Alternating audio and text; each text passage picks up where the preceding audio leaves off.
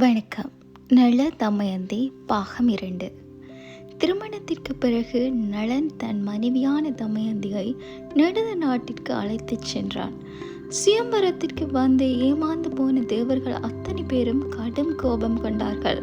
சனி பகவான் நளனை துன்புறுத்துவதற்கு தக்க சமயத்தினை எதிர்பார்த்து காத்து கொண்டிருந்தார். இந்த நிலையில் நளனுடைய தந்தை நளனுக்கு பட்டாபிஷேகம் செய்து அரசனாக அறிவிக்கிறார். நெடுத நாட்டின் மன்னனாக நளனுக்கு முடிசூட்டப்படுகிறது.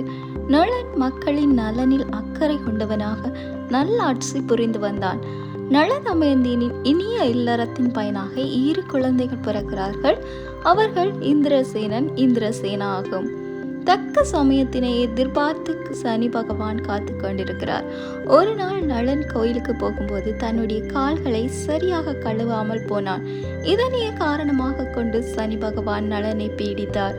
அதுவரையில் சரியாக சென்று கொண்டிருந்த நளனின் வாழ்வில் துன்பங்கள் தொடங்கின. நளனுக்கு சூதாடும் பழக்கம் இருந்தது.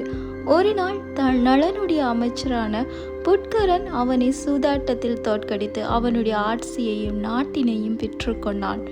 இப்போது நளன் காட்டில் வனவாசம் செல்ல வேண்டிய நிலைமை வந்தது.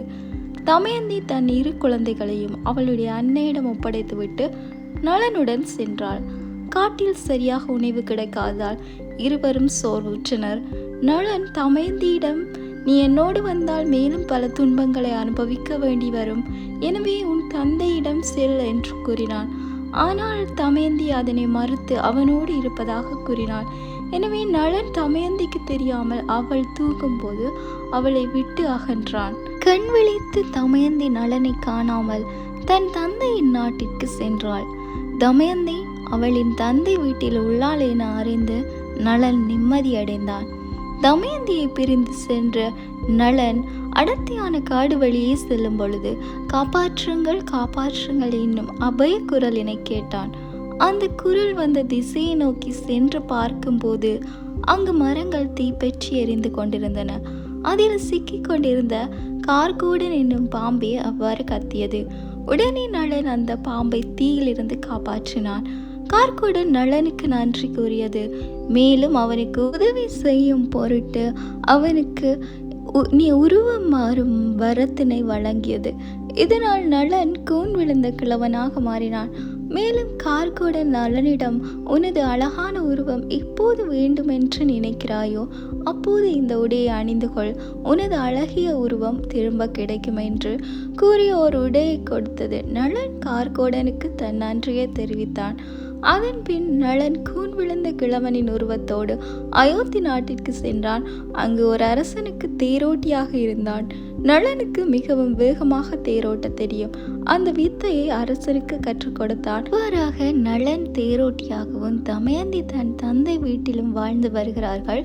காலங்கள் உருண்டோடி 12 வருடங்கள் முடிவடைந்தன. இந்த சமயத்தில் தமயந்தி ஒரு யோசனை செய்தாள். நளனை எவ்வாறாயினும் கண்டுபிடிக்க வேண்டும் என்ற எண்ணம் கொண்டு நளன் தன்னை தேடி வர வேண்டும் என்பதற்காக தன் தந்தையிடம் சொல்லி சுயம்பரத்திற்கு ஏற்பாடு செய்தாள். அவள் நினைத்தபடியே சுயம்பரத்திற்கு அயோத்தி மன்னனின் தேரோட்டியாக நளன் வந்தான். நளனுடைய பாதம் அந்த இடத்தில் பட்டவுடனேயே தமயந்தியின் உள்ளுணர்வு ஏதோ சொல்ல அவளின் கண்கள் நளனை தேடியது. அன்றுதான் சனி பகவான் நளனை விட்டு விலகும் நாள். எவ்வளவு துன்பம் வந்தாலும் நேர்மையாக இருக்கும் நளனை பார்த்த சனி பகவான் அவனை விட்டு விலகிச் சென்றார். தமயந்திக்கு சுயம்பரம் நடக்கும் நிகழ்ச்சியை பார்த்த நளன் உடனே கார்கோடன் கொடுத்த உடையை அணிந்து கொண்டு அழகிய உருவம் பெற்றான். நளனை கண்ட தமயந்தி பெருமகிழ்ச்சியோடு அவனுக்கு மாலையை சூட்டுகிறாள். இருவரும் ஒன்று சேர்ந்தனர். நளன் தமயந்தியின் தந்தையின் படைகளின் உதவியுடன் தன் நாட்டை மீட்டு நல்லாட்சி செய்கிறான். இருவரும் கோயிலுக்கு சென்றபோது சனி பகவான் காட்சியளித்து, "உங்களுக்கு மிகுந்த துன்பம் அளித்து விட்டேன். உங்களுக்கு வரம் தர விரும்புகிறேன், கேளுங்கள்" என்றார். அதற்கு நளன் தனக்காக எதுவும் கேட்காமல், "இவ்வுலகில் நாங்கள் பட்ட துன்பங்களை எவரும் படக்கூடாது" எனவும், மேலும் நள தமயந்தி கதையை யாரெல்லாம் கேட்கிறார்களோ அவர்களுக்கெல்லாம் உங்களுடைய பாதிப்பிலிருந்து விடுபட வேண்டும் என்றும் கேட்டுக்கொண்டார். இந்த கதைகள் உங்கள் மனதை வருடி இருந்தால் என்னோடு இணைந்திருங்கள். நன்றி.